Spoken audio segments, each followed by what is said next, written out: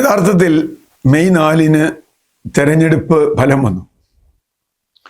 LDF ഒട്ടും പ്രതീക്ഷിക്കാത്തതാണ്. ഒരുപക്ഷെ ബാക്കി ബഹുജനങ്ങൾ പ്രതീക്ഷിച്ചിട്ടുണ്ടാവും. LDF പ്രതീക്ഷിക്കാത്തതാണ്. CPM ഒട്ടും പ്രതീക്ഷിക്കാത്തതാണ്. CPIയും അതുപോലെ തന്നെ ഞെട്ടലുണ്ടാക്കിയ ഒരു ഫലമാണ്. സ്വാഭാവികമായും അതിൻ്റെ കാര്യകാരണങ്ങളിലേക്ക് പോകുമ്പോൾ പലർക്കും വേദനയുണ്ടാവും, പലർക്കും മുള്ളുകൊള്ളും, പലരുടെയും പ്രശ്നങ്ങളുണ്ടാവും. ഇന്ന് വരെ ഔദ്യോഗികമായി LDF കൂടാൻ കഴിഞ്ഞിട്ടില്ല. ഒരു മുന്നണിയായി തെരഞ്ഞെടുപ്പിൽ മത്സരിച്ച് ആ തെരഞ്ഞെടുപ്പിൽ തോറ്റു കഴിഞ്ഞാൽ ആ മുന്നണി ഒന്നിച്ചിരുന്ന് എന്തുകൊണ്ട് നമ്മൾ തോറ്റു എന്നൊന്ന് ചർച്ച ചെയ്യണ്ടേ? ചർച്ച ചെയ്യുന്നില്ല എന്ന് മാത്രമല്ല, ഓരോ പാർട്ടികളും അവരുടേതായ ചർച്ചയൊക്കെ നടത്തിയിട്ടുണ്ട്. ഇപ്പോൾ CPMന്റെ ചർച്ച വന്നു. CPMന്റെ ഇപ്പോൾ വലിയ വിവാദമായിരിക്കുകയാണ്. താഴെ തട്ടിൽ നിന്നൊക്കെ ഒരുപാട് അഭിപ്രായങ്ങൾ വന്നു. പ്രത്യേകിച്ചും പിണറായി വിജയന്റെ ശൈലിയെക്കുറിച്ച്, പിണറായി വിജയൻ ഞാനല്ലാതെ മറ്റാരുണ്ടെന്ന് ചോദിച്ചതിനെ കുറിച്ച്, വെള്ളാപ്പള്ളി നടേശനുമായിട്ടുള്ള ബന്ധത്തെക്കുറിച്ച്, PM ശ്രീ ഒപ്പിട്ടതിനെ കുറിച്ച്, അങ്ങനെ നിരവധി കാര്യങ്ങൾ, നിരവധി വിഷയങ്ങളിൽ വലിയ ചോദ്യങ്ങൾ ആ സർക്കാരിനെതിരെ വന്നു. ആ സർക്കാർ എതിരെ CPMനകത്തുനിന്ന് വന്നു. പക്ഷേ അതൊക്കെ മാറ്റിവെച്ച് MV ഗോവിന്ദനും പിണറായി വിജയനും ഒരു കുഴപ്പമില്ല എന്ന രൂപത്തിലുള്ള റിപ്പോർട്ട് ഉണ്ടാക്കി പോളിറ്റ് ബ്യൂറോന് കൊടുത്തു. നമുക്ക് കിട്ടുന്ന റിപ്പോർട്ട് അനുസരിച്ചാണെങ്കിൽ അത് അങ്ങനെയല്ല, നേതൃത്വത്തിന് പ്രശ്നമുണ്ട് എന്ന് തന്നെ വരുന്നു. ദിനേശൻ പുത്തലത്ത് കൊടുത്ത വന്നൊരു കത്ത്, ഒരു വാർത്ത, ഇതൊക്കെ നമ്മുടെ മുമ്പിലുണ്ട്. അതായത് കേരളത്തിൽ സ്ഥാനാർത്ഥി നിർണയത്തിൽ നേതൃത്വത്തിന്റെ നയങ്ങളിൽ, അടവുകളിൽ, തന്ത്രങ്ങളിൽ ഗുരുതരമായ പ്രശ്നങ്ങൾ ഉണ്ടായിരുന്നു എന്ന് തന്നെയാണ് പാർട്ടിയിലെ നല്ലൊരു വിഭാഗം വിശ്വസിക്കുന്നത്. ഈ നേതൃത്വവുമായി മുമ്പോട്ട് പോയാൽ നിങ്ങൾക്ക് ഇത് LDFന് തിരിച്ചു വരാൻ കഴിയില്ല എന്ന് അണികളിൽ നല്ലൊരു വിഭാഗം വിശ്വസിക്കുന്നു. ഇത് തന്നെയാണ് CPIയുടെയും സ്ഥിതി. CPIയിലും ഇത് തന്നെ. CPIയുടെ ചർച്ചകളിൽ CPMനെതിരെയും CPIയുടെ നേതൃത്വത്തിന്, ബിനോയ് വിശ്വത്തിനടക്കമെതിരെ അതിശക്തമായ വിമർശനങ്ങൾ വന്നു. ഇല്ലാന്നൊക്കെ ഇവർ പറഞ്ഞാലും സ്വാഭാവികമായും നമുക്ക് സാമാന്യ ബുദ്ധിക്ക് ആലോചിച്ചാൽ അറിയാം, ഇത്രയും മണ്ടത്തരം ചെയ്തിട്ട് എന്തെല്ലാം സ്ഥാനാർത്ഥി നിർണയത്തിൽ അതുപോലെ നിലപാടുകളിലൊക്കെ ചെയ്തു. ഇപ്പൊ PM ശ്രീ ഒപ്പിട്ടത് CPI എതിർക്കുന്നു. PM ശ്രീ ഒപ്പിട്ട് ഞങ്ങളെ അറിയിച്ചില്ല എന്നാണ് CPIയുടെ പരാതി. അത് CPI പറഞ്ഞതാണ് പരാജയത്തിന് കാരണം എന്നാണ് CPM മുമ്പോട്ട് വയ്ക്കുന്നത്. എന്ന് പറഞ്ഞാൽ കള്ളത്തരം പറഞ്ഞതാണ്. ശബരിമല സ്വർണ്ണക്കൊള്ള കേസിൽ പത്മകുമാറിനെതിരെ നടപടി എടുക്കാത്തതാണ് പ്രശ്നം എന്ന് പറഞ്ഞു. അവസാനം ഇതൊക്കെ കഴിഞ്ഞിട്ട് നടപടി എടുത്തു? ഇല്ലല്ലോ, ഒരു സസ്പെൻഷൻ. CPI അതും ആവർത്തിച്ചു പറയുന്നു, ശബരിമല കൊള്ള കേസിൽ പ്രശ്നങ്ങൾ ഉണ്ടായി എടുക്കുന്നില്ല. ഏറ്റവും പ്രധാന കാര്യം എന്താ? ഇവർക്ക് ഒന്നിച്ചിരുന്ന് ഒരു ചർച്ച ചെയ്ത് ഇതിലൊരു തീരുമാനത്തിൽ LDFന്റെ അഭിപ്രായം പറയേണ്ട ഈ തെരഞ്ഞെടുപ്പ് സംബന്ധിച്ച്. തെരഞ്ഞെടുപ്പ് കഴിഞ്ഞിട്ട് 2 മാസം കഴിയാണ്. പിന്നൊക്കെ തെരഞ്ഞെടുപ്പ് കഴിഞ്ഞ് 2 മാസം, ഫലം വന്ന് 2 മാസം കഴിയുമ്പോഴും എന്തുകൊണ്ട് തോറ്റു എന്നും LDFന്റെ ഔദ്യോഗികമായ പ്രഖ്യാപനം വന്നിട്ടില്ല. അതിനകത്ത് മാണി കേരള കോൺഗ്രസിൽ വേറെ അഭിപ്രായങ്ങൾ, NCP എവിടെയുള്ളതെന്ന് ആർക്കും അറിയില്ല, RJD ഏത് തലത്തിലാണ് നിൽക്കണമെന്ന് അറിയില്ല.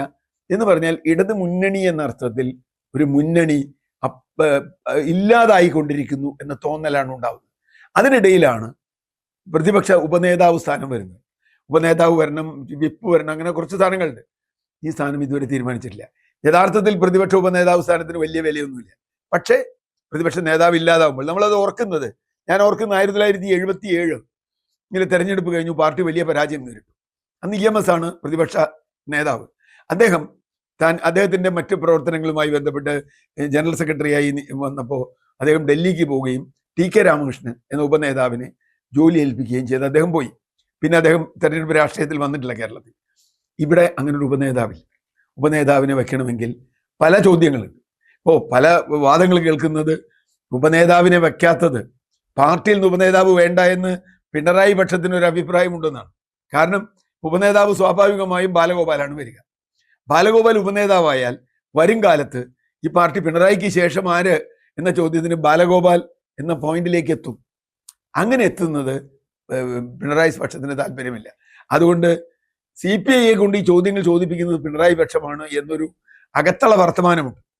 എന്ന് പറഞ്ഞാൽ എന്തുകൊണ്ടൊരു നേതാവായിക്കൂടാ, ബാലഗോപാൽ നേതാവായിക്കൂടാ, പിന്നെ ഉപനേതാവായി നോക്കിയാൽ, ഉപനേതാവായാൽ പിന്നെ വേറെ നേതാവുമാർ പോയാൽ അടുത്ത ഉപനേതാവ് വരണമല്ലോ.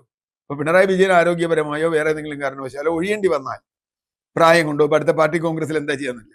അതുപോലെ തന്നെയാണ് പാർട്ടി സെക്രട്ടറിമാരുടെ കാര്യം. 2 പാർട്ടി സെക്രട്ടറിമാരും MV ഗോവിന്ദനെതിരായി കേൾക്കാത്ത പരാതിയില്ല.